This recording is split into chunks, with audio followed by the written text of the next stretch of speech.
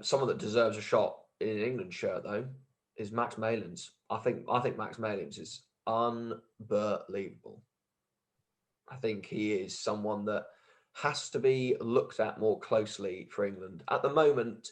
Watching our other options at 15 fail to break the line on multiple occasions or don't have a little bit of something else.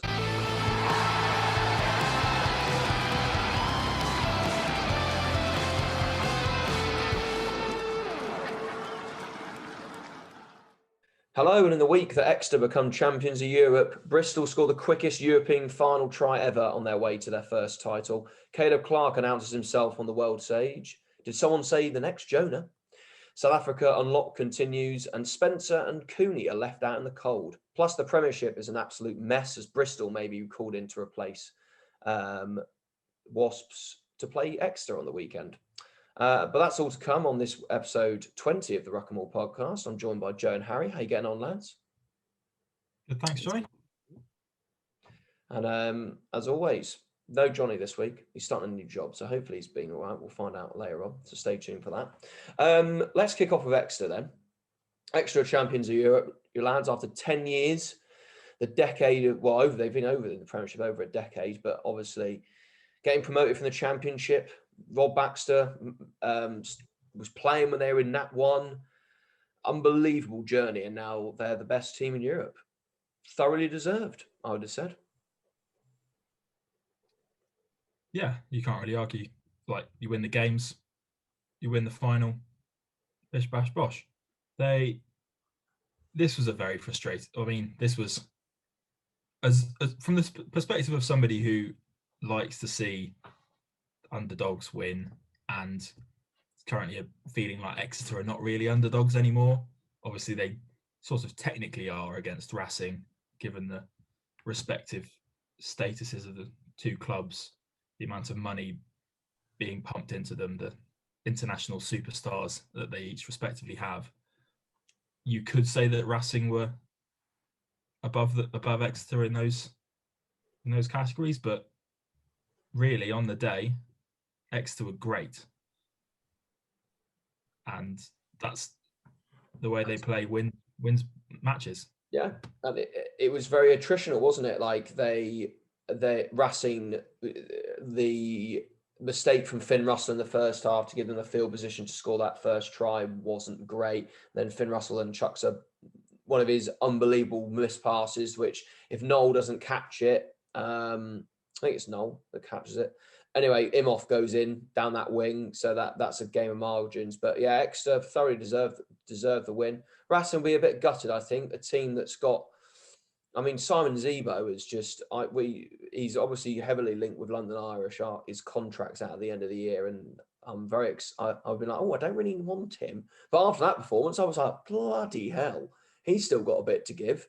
Obviously, I think he was at a bit of a knot because I don't understand why Curtly Beale came on for him, other than the fact that he was must have been a knot because he did seem to limp off, but he was brilliant. Wan Imhoff again. If Wan Imhoff's contract's up at Racing, someone pay that bloke a lot of money to get him in the Premiership. He can do things. He is an absolute force on that wing. One of the best wingers in the world, still at 30, 31, I think he is now. And then any side that can bring off Curtly Beale is still pretty good. Maxime Machineau was strange. I think they should have started with Maxime Machineau.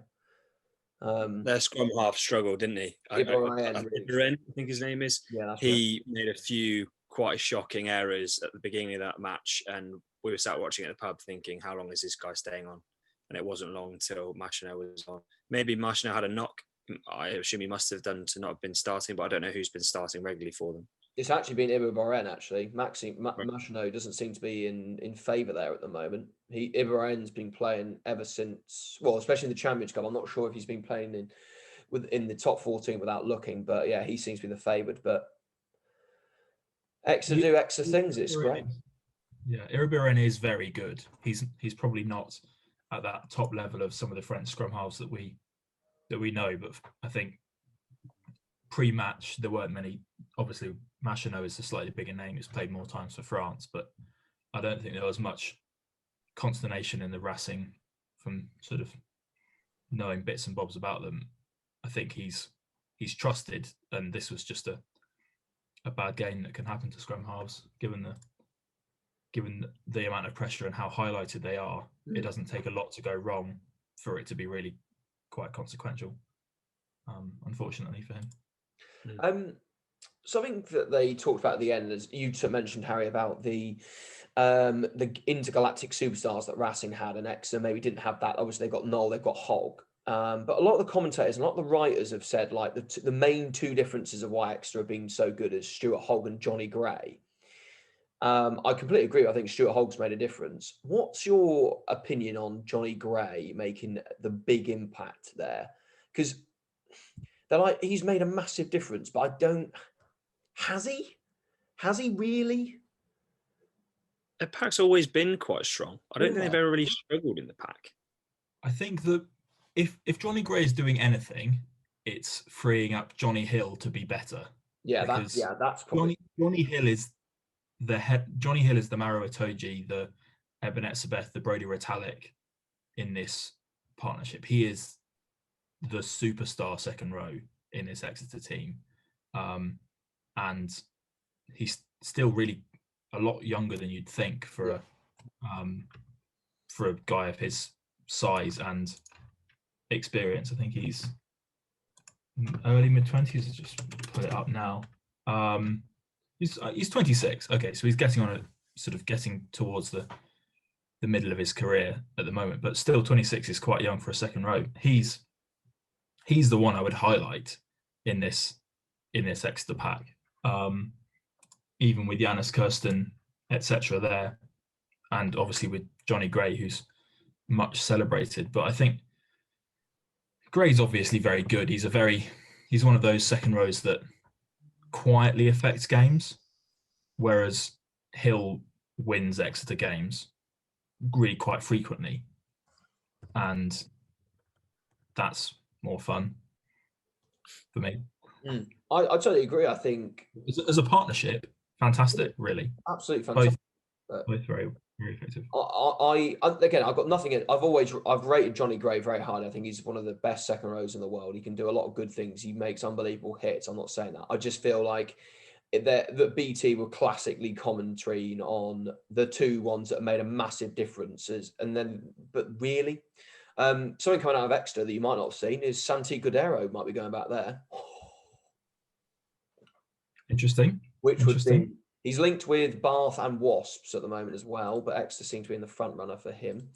But that would be flipping heck. I would say Bath need him more. Yeah. Oh, 100%. But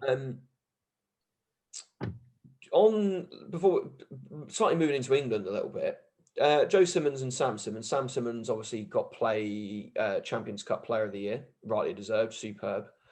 Do they make an England 23, or do they get involved in the Six Nations, or do they?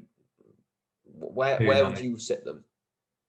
Let's start with Sam Simmons. Sam Simmons, European Player of the Year, like Alex Good, but then Alex Good never played. Would you pick Sam Simmons at 8 for England? For England, yeah. Me, no. Just in the same way as we were talking about with the All Blacks, I think it was 2 weeks ago, there are, with playing pools as deep and as strong as England and New Zealand, there are lots of ways to skin the cat of selecting your team and playing style, where you end up with a brilliant team. However, so I'm not like me saying that isn't that I don't rate Sam Simmons. He's brilliant at what he does, but I trust Eddie Jones, and I trust Billy Vunipola to an extent. But yes, it would be good. It would be good to see Simmons enabled in an England team and not just an add-on to give him some minutes and see what he does. It would be good to see a team or a pack built around him and his skills, because we have got the players to do that. There's no reason why you couldn't. Just a choice. Joe Simmons, is Joe Simmons the again, third but best now? I would say less necessary. England have so many good 10s, but I mean, Joe Simmons isn't making any mistakes. he's not falling down the pecking order. He's staying at a really high level, and others will eventually drop off or retire or get bans. And his time will come, because he is also still very young. They both are. So there's no need to panic. No, I think it's potentially one of those where you see a lot of people, especially at the moment when we're still in the final stage of things, getting picked in the England training squads that aren't playing at those boys' standards, but just because they're still involved in that process and they're in the finals. If it were the other way around, they'd be involved and they would have a bit more of a chance, which is a bit of a strange little scenario that you've got going on there, because they're playing so well for the club and their club is still involved in those competitions, which kind of means they're not getting those chances. But with both of those, I think you're right. That it's not a case of them not being good enough. It's a case of other players also being at a high standard and fitting Eddie Jones's mould a little bit better. I think that's all it is. Fair. No, I completely agree with you. I think the more I thought about it, though, it's great. Sam Simmons, I think, is a fantastic player and he does provide a lot. But I don't know necessarily if he does enough to oust. Like, if you look at the Aldi Sarvia's performance at the weekend for New Zealand, we'll talk about New Zealand later. He's absolutely phenomenal in that role. And he's the stick for me of that dynamic 8. Though he's not technically an 8, he's a dynamic 8. But as I say, we'll talk about him later. But as I say, massive congratulations to Exeter. We'll see massive journey from the Championship and now their European Championships, thoroughly deserved. And if they can back it up with the Premiership, we'll talk about in a moment. That'd be great. Otherwise, in other news, Bristol are also European champions of the Challenge Cup. They comfortably beat Toulon, who switched off in the last 20 minutes. Classic Toulon. But what a start from Bristol. 15 seconds on the clock and they've scored a try. I sat down and was like, oh, they're 7-0 up. It was great. What a start. As I saw someone commentated on an Instagram post, Toulon's decision to kick straight down the throat of Semi Radradra and chase at him with the second row was probably not the wisest choice. But yeah, great finish, great hands, and then Randall's got all the pace in the world. Fresh at the start. And also, like, in a way that is deeply frustrating for anybody whose coach drills into them the mantra of rugby is just a game of 2-on-1s, and you get 2-on-1s right, you'll score tries. Deeply frustrating for those of us who don't find executing 2-on-1s perfectly as quite as easy as breathing, like Semi Radradra does. But literally, you present that guy with a defender and a player outside him, he will make the right decision every single time. And we just did it twice in one possession here, and Bristol scored a try. It's as with a lot of these things, and as with one of the really cool things about rugby more generally is that the way that the really best teams win is that they do the really simple pieces of skill perfectly every single time. It's not so much like football where you have, like, in order to score or in order to do a good thing in the highest level, you have to be able to do things which mere mortals couldn't even conceive of. Bristol, the All Blacks, Exeter, Saracens when they were good, they do the things that everybody can do. Like, there's no particularly special athletic talent to execute a 2-on-1. Obviously, there is some in then running past and taking up the space that they did in this try, but there's no reason you can't create that space as just any person on the planet. But they do it perfectly almost every time, and that's why it's so good to watch. It was, as I say, Bristol thoroughly deserved it. They played the very Bristol game plan of we're gonna try and beat Toulon on the outside, and they did that a few times. Bryce Heem got caught a few times on that wing, but they then tried to revert back to a bit of power and then got done. There was a moment where Eben Etzebeth literally picked up Harry Thacker after Harry Thacker ran at him for about 10 metres. He had a big head of steam and just lifted him off his feet. I mean, Eben Etzebeth is an absolute freak. Just that Toulon team of having those intergalactic superstars. Now they're sort of you've got your Parise, you've got Evan Epsibeff, you've got what's his name, Tuaiva, the All Black from Clermont, that was at Clermont for so many years. But they've got a load of young French guys in there now, which is quite exciting. And obviously, given Bryce Heem a shot, has paid dividends. But my big takeaway of the final, which did make me chuckle, was the French director TV kept panning to Junior Paramore. Did you notice? The kit man. They kept showing, instead of showing Pat Lam in the crowd, they kept panning to Junior Paramore, who's the kit man. Fun fact, Junior Paramore used to be director of rugby at Basingstoke when I was playing at Basingstoke, and now he's the kit man for Bristol. So, interesting. Good. But obviously, the French TV need to quickly work out that Junior Paramore is not Pat Lam. So that did make me chuckle. But Bristol thoroughly deserved the win. Great performance, lovely tries. Harry Randall's put his hand up again. Callum Sheedy got an opportunity to show what he could do at fly half. Whether they go ahead for him in Wales or not, I don't know. What would you say, Callum Sheedy in Wales? You get him on the bench or?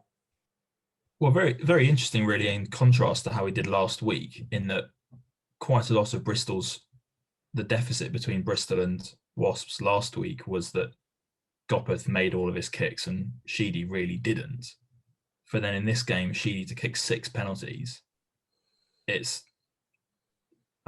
You'd rather he was consistent, but it shows he has it in him to be a good, consistent kicker, which is really quite high on the list of skills you need as an international 10. Although obviously with Lee Halfpenny, it's not quite as necessary as the Wales fly half. But yeah, I think there's a lot of international games coming up. Actually, I hope they give him a few 80s because he's young, and if he can get established and be really good for them, then that would be great. Obviously not ideal as England. I hope he completely fails, but on a personal level, as just a young guy starting his career, it would be nice. It would be nice for him. Yeah, I think it'd be good for him to have a shot. Someone that deserves a shot in an England shirt though is Max Malins. I think Max Malins is unbelievable. I think he is someone that has to be looked at more closely for England. At the moment, watching our other options at 15 fail to break the line on multiple occasions or don't have a little bit of something else, I think Max Malins is someone that could really unlock defenders, especially after Bowden Barrett had a particularly good game for New Zealand at the weekend from running at 15. You want a tall guy at the back that's got pace. Max Malins, that try when he just burned, I think it was a forward.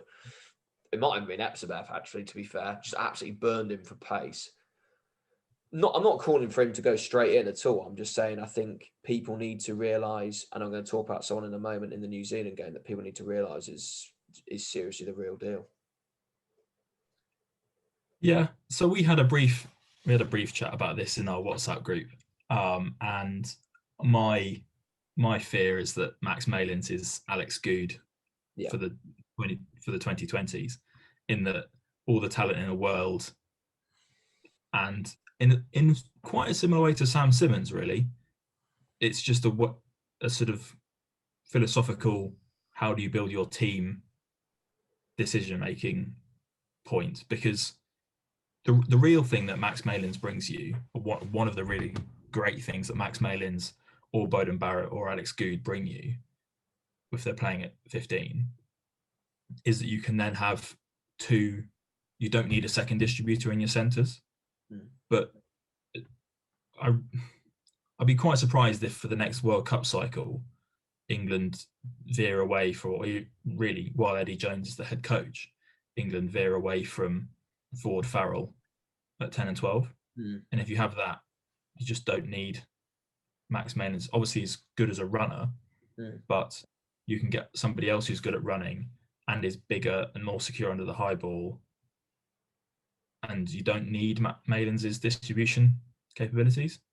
Now, as the 15 for when the England backline looks like Marcus Smith, Ollie Lawrence, and Luke James, and then or Sam James, whichever one is better. Sam James ain't playing for England. He's too old now. Luke James. Okay. Probably meet you at Luke James, but not Sam James. Another good young English centre. When that's what the midfield looks like, then Malin's at 15.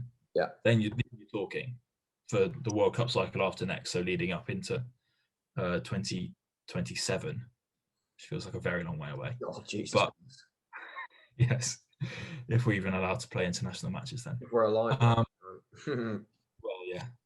Let's do one World Cup cycle at a time. Let's get through next weekend. Let's crack on. I don't think so. As brilliant as he is, unfortunately. Let's do the international. While we're on international rugby, let's do the international game of the weekend, which was New Zealand, Australia. New Zealand in Eden Park. Everyone was saying Australia might nick it. I mean, that's a bit silly because it's New Zealand and Eden Park. I mean, they're never going to lose. What was nice for me is in a world where at the moment your world's been turned upside down with coronavirus, you look at a country that has got it under control. They've got 40,000 people in the stadium with no masks, no social distancing. It is really, really, again, I keep saying about New Zealand, but amazing achievement. So congratulations to them again. But New Zealand turned it on. They were good. Shannon Frizzell is an absolute force of nature. He does everything that a six should do, very quietly, but 3 key turnovers in the first 20 minutes, carried hard. He looks great. Bowden Barrett at 15, I was a bit worried about, looked good. They'll probably keep going with him. Richie took a bit more responsibility on the second half. Again, looked a little bit quiet, but the man at the moment, and there's a lot of the New Zealand media that they don't want to overhype him, but if people there was a few people I know that hadn't really seen Caleb Clark before and asked me about him. Caleb Clark is seriously the next big thing. Like, you can talk about, he's the same impact as Julian Sarvea has. He's seriously a game changer. He every high ball he took at speed. There was a stat that he boshed 11 people. He beat 11 defenders. He didn't beat 11 defenders. He beat about 18 defenders. There's one bit where he beats like 5 people, gets up from the Nick White tackle, which wasn't held, and he carries on, and then they go around and score off, I think, Azadi Sarvea's try in the corner. He is absolutely phenomenal. What a player. Terrifying. Yeah. Terrifying. Like, you see, 21. He's 21. Yeah. What a player. So before we go to crowning him the next whatever, there has been a lot of the next Lomu chat this week. I do think that's a bit unnecessary. And that's me triggering people. I don't think as this time last year we were saying that about Sevi Reese, and this time the year before that we were saying it about Rico Ioane, and this time the year before that we were saying it about, I think that might have been the first Ben Lam season, and then the year before that Surveyor was still going. Yeah. The point, I mean, fundamentally, they've still got Will Jordan. There is no lack of unbelievable wingers in New Zealand rugby. The thing that was different about Caleb Clark, which I was amazed by every time, is that it's actually very hard to run that hard for an extended period of time, and like the physical moving your legs that quickly and running through people, you just get tired within the space of that one run. Caleb Clark doesn't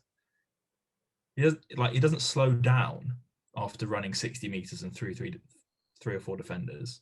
The only reason he gets caught is because there ends up being 3 defenders around him, hanging off him. It's that bit of it is superhuman. We see people beating defenders all of the time. It's just the energy, which is so exciting. Now he's got to stay fit, etc. Fingers crossed. But for now, yeah. Yeah, we don't want a Milner Scudder incident of Milner Scudder was the next big thing in 2015, and look at him now. But I'm definitely not saying for a second he's the best winger in the world. I'm not saying that. I'm just saying in that game. And the last few times in Super Rugby Aotearoa, he's unbelievable. For a 21-year-old, he is unbelievable. And considering you're playing with Filippo Daungunu, who had another good game, Corin Betty can do some amazing things. I mean, Geordie Barrett, whether they'll continue with him on the wing, he scored tries again. He's flipping quick. He's unbelievable under the high ball. He just needs to be in the 23 for me at some sandwich him in. I thought we didn't talk about this in the chat. Did you see Peter Munger Jensen got his debut? Come on, Pete. Oh, Peter Munger Jensen, because Rico Ioane was ill. Oh, what a player. Watch out for him. I was just like, he's going to score a hat trick and everyone's going to love him.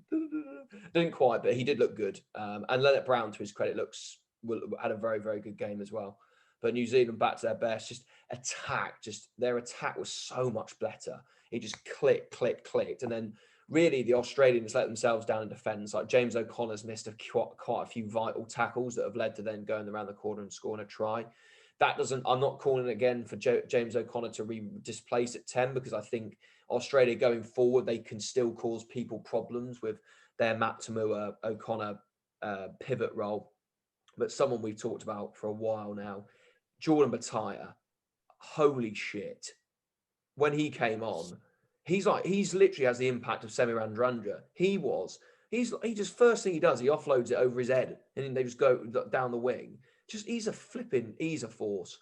Someone maybe we're a little bit problematic is Hunter Paisami. I think Hunter Paisami is a very good player. I don't know if he's at the moment an international 13, but someone like Jordan Bataya is that X factor. If you want to stick him at 13, he can defend. If you want to put him on the wing, he's going to score tries.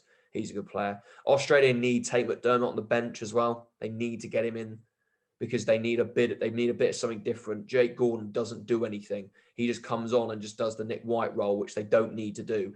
They needed someone like Tate McDermott when they're 14 points down to take quick taps, to kick the ball in behind, do something a bit different, have that electric pace. Jake Gordon's a quality scrum half. He's got a hat trick in Super Rugby AU. Like, you don't do that if you're not smart. However, you've got to have a little bit different on the bench. Like their bench with Jordan Bataya, Gordon and Reece Hodge is a bit different. But if you had a bench of McDermott, well, Bataya might be starting. But if you had Hunter Paisami and Reece Hodge, you've got options there. So, yeah, not a massive step back for Australia. New Zealand were a lot better on the day. It's in Eden Park. Australia make mistakes. They got a few things wrong at the line out. They got a few things right in the thing. They'll learn from it. Harry Wilson was really good at 8 for them. Nick Hannigan was okay at 6, but made too many errors and gave away too many penalties. Well, Hannigan did have that nice great break and run. That's why it's so difficult to criticize anybody in a sort of format or a context like this, because they're all very, very good, and you criticize somebody in some way, and obviously the next time they play, they will do something very good because they're professional international rugby players. So it's very easy to look silly as people of our level of rugby criticizing any of them. We're not criticizing, mate. We're just pointing out. No, I don't. Now, that being said, I don't necessarily think that Ned Hannigan is the future of Australian rugby. He's not. But yeah, good on him for doing what he can do and doing it well. I think on the Tate McDermott point, I do think he's probably a better option on the bench than Jake Gordon, if only for the fact that when Australia are playing New Zealand, more often than not, going into the last 15, 20 minutes, they're going to be losing. And Tate McDermott does take a lot of risks and will sort of demolish your game plan from the inside out. But in doing so, he might score you 3 tries. Yeah. So it's sort of worth the risk, because you can, if not, Nick White is capable of playing 80 minutes. So if you're winning, which you may or may not be, leave him on. Now, the issue is that obviously a lot of the time New Zealand have you very close and thinking you have a hope, and then with 15 minutes to go, a bit like they did, they will just destroy you. Yeah. And bringing Tate McDermott on does make that more likely. unfortunately. He's not one to close out a tight game, as But he we might sort of bring you see. back in the game. That's the thing. Well, no, so exactly. So as we saw for the Reds, they were great and exciting, but they didn't really win as many games as we thought they should. Mm. Now, obviously, they're not a perfectly rounded team, but that was an issue for them. So you can see why they're a bit reluctant. And he is also very young. Gordon and White are experienced. There's no rush. But yeah, this is a fantastic. Really, I could watch Australia, New Zealand every week for the rest of my life. I just hope they hope nobody gets injured, given all the work that they're putting in. It's been a great two games cracking. Yeah, New Zealand won that one a little bit more comfortably, but they were the better team on the day, and Australia didn't make enough tackles. Yeah. So, sort of on the topic of watching games every week, this is the first sort of time we've talked since South Africa pulled out of this All Rugby Championship, and it's obviously said to be not even said to be, it is because they're worried about the COVID security and various other things. They wouldn't have made this decision lightly, given the financial consequences it has for South African rugby, the organisation, as well as being a bit embarrassing and meaning they may not play any test matches until the Lions come, which is a real shame. Yeah. But on the other hand, think how undercooked these South African players are, how they've looked in some of these Super Rugby Unlocked games, how they looked in the Green v Gold match. There's a lot of talent there. I mean, they get battered. Yeah. It would be, I mean, Australia are in a pretty good shape, obviously. South Africa don't want to be taken apart by Australia this autumn. It doesn't benefit anyone, does it? Yeah. Well, I mean, obviously it benefits everybody having the games played, but it may be a blessing in disguise for the sort of aura around this South African team coming into the Lions, that they're not given a hiding. But on the other hand, they do need to work out what this team is going to look like given the retirements after the World Cup. So, a shame. Argentina are still there. A few players have pulled out, but it will still be. I mean, if South Africa are undercooked, I mean, Argentina are raw. Like, well, yes, they've got a warm up game against the Waratahs this weekend. Well, that'll be fair. Domingo Miotti making his debut, or obviously it's not a capped international, but making his first start. Yeah, really, really exciting young fly half who played for the Jaguars. So yeah, I think just get minutes into some of these young guys. I think the team they've announced the team to play the Waratahs, and it's sort of 5 or 6 debutants or 5 or 6 guys who haven't played a capped international. Yeah, it's got to say every time. But yeah, I think they've got Argentina in a sort of similar way to France at the moment. They're not short for under 20s talent or sort of under 23s talent. So worst case scenario, they just get minutes and caps into some of these players, even if they do lose every game. Yeah, I mean, but the thing is, they're going to come in with no one's got any expectations on them. So I get blood. Do what Australia. They have to do something like what they're doing with Australia. Blood the young players, give them an option. They might get a hiding. They're going to get a hiding by New Zealand, but New Zealand. So that's that. Very quickly over South Africa unlocked. The Cheetahs are top after 2 wins. They beat the Bulls 19-17. I've seen none of it. I'm just literally looking at the scores just now.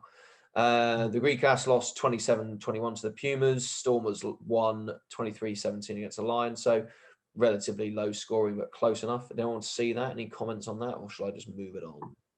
No, some interesting. Obviously, the Cheetahs have been told they won't be welcome in the Pro 14 next year, and some interesting things coming out of a French rugby sort of website that they're looking at joining either the championship, as in the English championship, or the Russian, whatever their league is, or MLR, the American league.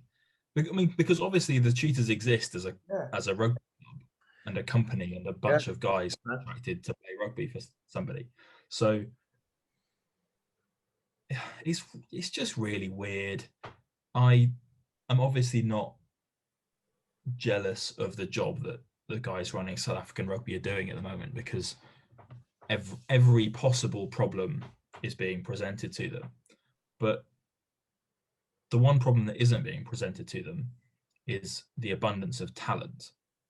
And the Cheetahs are really they're good to watch. They're worth the price of admission if you were allowed to go in, but they're worth your time on the TV.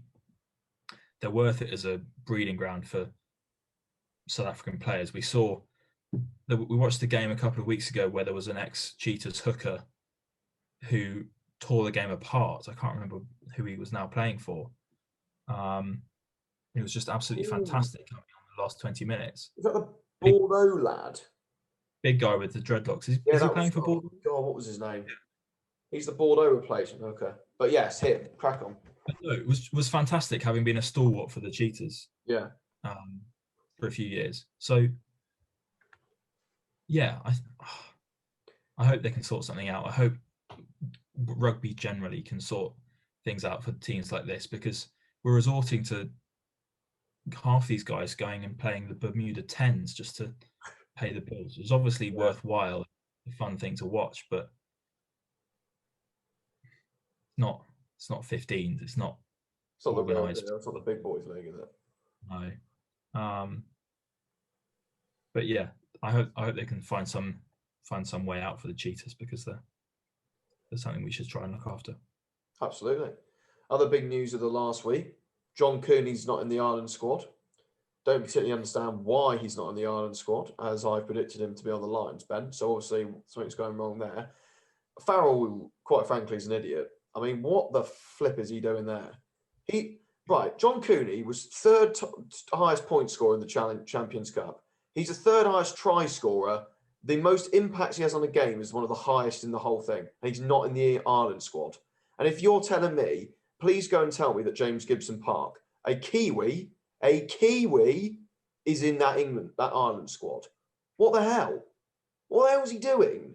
Quite frankly, that's an absolute joke. John Cooney should be starting for Ireland, not in the squad. I guarantee it's James Gibson Park in there, isn't he? Yeah, Jameson Gibson Park, Kieran Marmion, and Colin Murray. He's a flipping Kiwi. He's not young either. He's a Kiwi. Go away.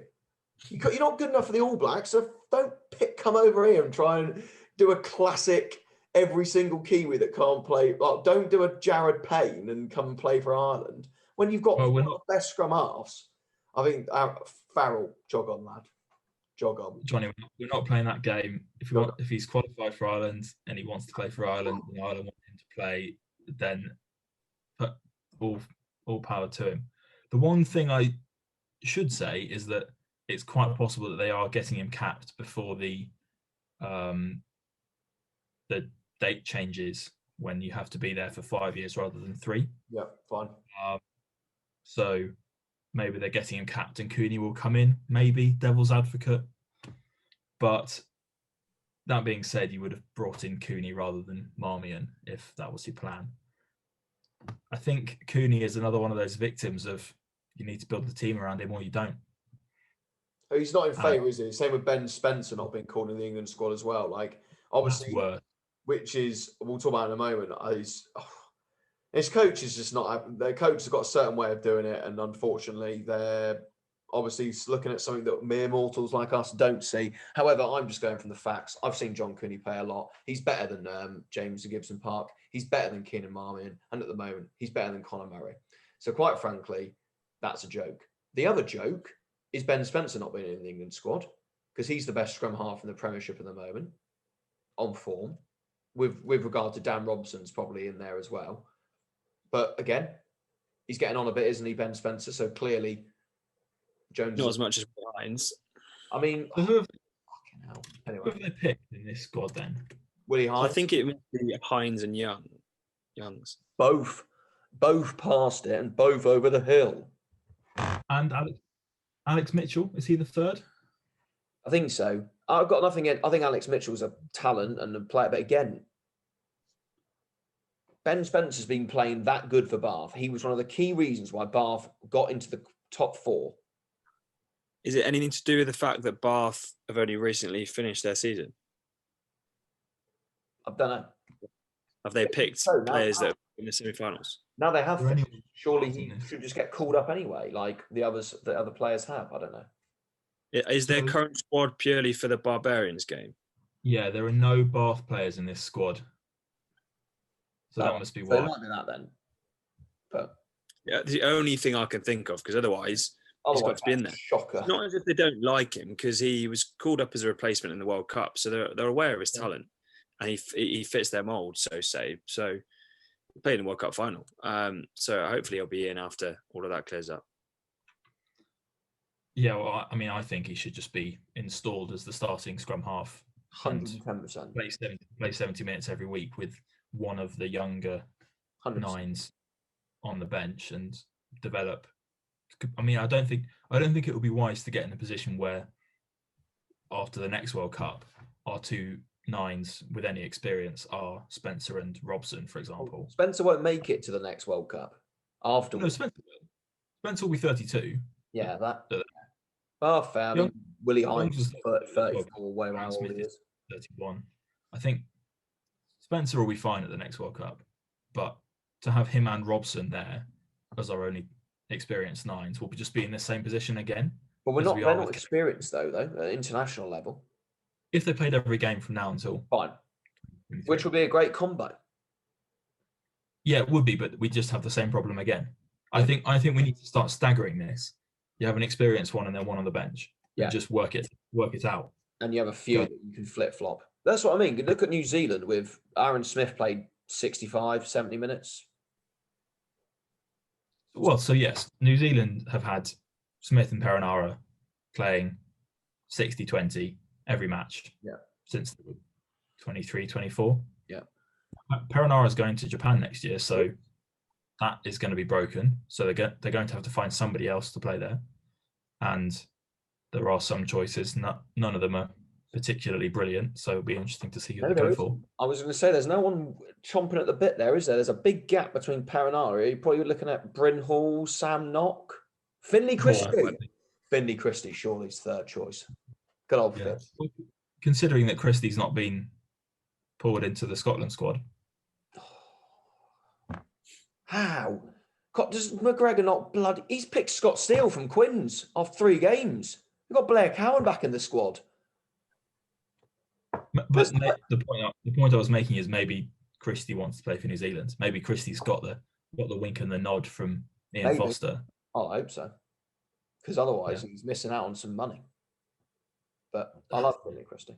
At the same time, it's a long way to come for losing in the rain and then to have to quarantine on the way home. Yeah. But New Zealand's safe at the moment, isn't it? You don't want to... Yeah, that's true. Right.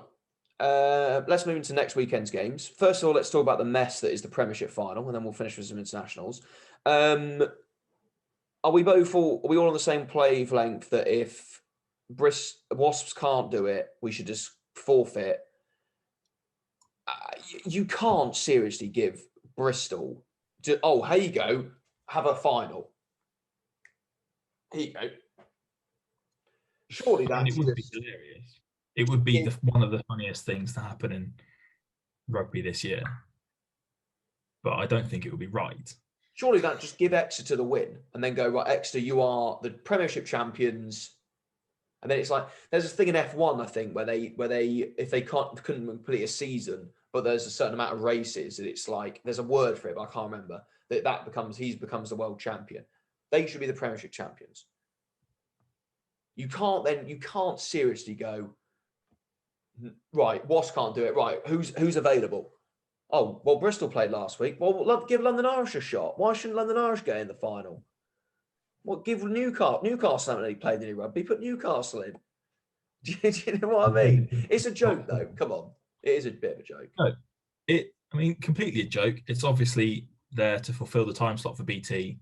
There's no question about that. There's obviously on some level, maybe you want to say Exeter shouldn't win it if they don't win a final. If they win 2 playoff games, something like that. But you shouldn't really be playing the team that lost the semi-final. Like genuinely, if Bristol win, Just if they win, what?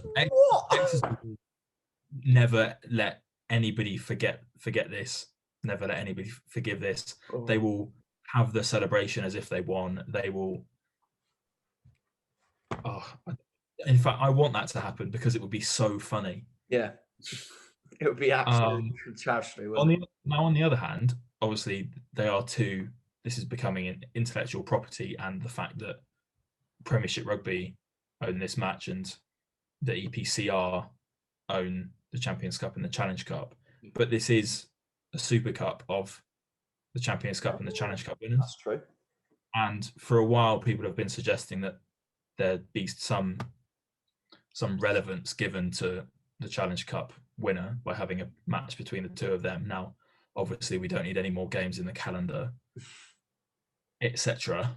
But this is one of those times where this is happening, and Bristol are capable of beating Exeter. I don't think they will, though. Sometimes you've just got to turn your brain off and enjoy the sport that you're watching. It's not like this is posted in some human rights abusing country. It's not like there's any particular player welfare thing that we're having to ignore to enjoy this. It's just a match. It's a first world problem, isn't it? Yeah, exactly. Compared to a lot of the complaints we have about rugby and sport more generally, this is nothing. No. But it's very funny. Very, very funny. Right. Although we do wish all the Wasps players well and hope they're not affected. Wasps play though. I'm back in Wasps. If Wasps, well, actually, maybe not. Have they not trained for however long? No. Yeah, they've not been training all weekend. I'll say that. I've my brain hasn't linked up that they haven't been training. And they've probably missed out some players. Exeter are going to win. Yeah. So lovely. Guinness Premier Six Nations is back though. Ireland, Italy, 3:00. Italy by 50. Yeah. Is that weekend? Crap. That's They've happened got quick. 2 games to play, haven't they? Yep. Oh, of course. They're 2 behind, aren't they? And then it's England Barbarians on Sunday. But Ireland, Italy. Italy by 50, surely, without John Cooney. Callum Brady masterclass. Oh, I'd love Italy to beat Ireland. Oh, they got a good shot though. Benetton and Zebre were okay from the restart, but Ireland are going to win. Not as they'll ever have in Dublin, but it could be quite random. These guys haven't been playing a lot together recently. Now, a banana skin, couldn't it? Yeah, difficult to say. I've not watched any of the Pro 14. No, I don't give a shit about it. I never do. I'm not going to apologise for that, so I can't really comment too well on the form of any of the players. I haven't heard about any really dramatic injuries to any of Ireland's key players. Ryan's out, I think. Oh no, Henderson's been banned, I think, for some tackle, so he's out. Is James Ryan? I feel like James Ryan's injured, but I don't know. Really? Maybe I might be making that up. Anyway. Henderson's definitely banned because he was kicking off about it. He wasn't very happy he's been banned for 5 weeks, so he's not going to be there. But Ireland by a couple, probably for me, because it will be a very tight game. Because of it will be quite an interesting match. Yeah, we got to see where they're both at. Is that the only one?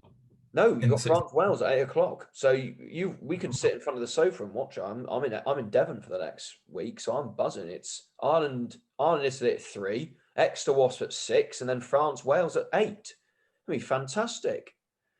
France for me in France. Yeah. Oh yeah. Vakatawa at 13. Dupont. Intermac. Oh. But no Woki. No Woki. No Diaby, probably. Oh, on France. Bordeaux are struggling, lads. We need to go over there and go and cheer them up. They only played 3 matches, so I didn't know where they were in the season. And when you put a message into our chat saying they're in the relegation zone, I was a bit worried. And I thought, hang on, weren't they right at the top of the table? Oh, we lost 3 matches. Won our first game and lost 2, yeah. But sometimes we played 5. Like, it'll be all right. Yeah. Well, they started really badly last year. in a very similar way. To be worried about where Bordeaux are now is, and to say Bordeaux are going to get relegated is just as ridiculous as me saying Aston Villa are going to win the Premier League. Like, some normality will be restored. They've got Barkley. Barkley's good. I think Villa are going to win. We're not going to win the Premier League, though. That's a separate. That's what Leicester said. Leicester won the Premier League. I'm just saying. Okay. We've got La Rochelle. We've got La Rochelle. We've got a local derby away in La Rochelle. Big match on Sunday. Oh, we can watch that. That's at 8:05. Oh, lovely. And then England are playing Barbarians at 2:00 on Sunday as well. Oh, that's very good. I might have to. That will not be a very fun game to watch. Yes. Just warning you. It's basically Barbarians is just Saracens, isn't it? Yeah, England B versus Saracens. Don Morris has been called up. And Callum Clark, which I don't like. Oh, he's a knob. Don't like Callum Clark. Yeah, it just feels a bit unnecessary. There are lots of players you could give that honour to that haven't deliberately broken somebody's arm, or I mean, I don't know whether it was so horrible. That's probably the worst thing I've ever seen on a rugby pitch, or one of them anyway. That was horrible. No New Zealand, Australia this week, which is a shame. I think they're obviously having a break. They must be going to Australia now for 2 tests. I must do. Obviously they've been a bit constrained on this, but referees. Angus Gardner's been on his own with a 4-team New Zealand officials in New Zealand. Poor thing. Don't really know if I believe. I don't know if I like that. Well, they're just using the local ones, aren't they? Yeah. I mean, it's probably due to coronavirus. And to be honest, the Gardner and Paul Williams, who refereed the first game, were absolutely fantastic. Apart from Gardner missing the most obvious thing with Rico in touch, but that things happens. On refereeing, how funny was Nigel Owens at the end of the Exeter game? About time. That was hilarious. Absolutely hilarious. Classic Nigel. Poor old Exeter had to wait. But there you go. I have no patience for him, but sure. He did make me chuckle. Anyway, I'm bored. That's an hour. There's some rugby. That's some rugby chat. That's episode 20 of the Ruck and Roll podcast. We'll see you on Sunday or Monday for more as we review the international game. And whether we'll have had the Premiership final or it might have been cancelled, we don't know. But we'll be there to review. Until then, do go and follow us on Instagram, follow us on Twitter, give us a like, tell your mates about us. We like it. See you later. See ya.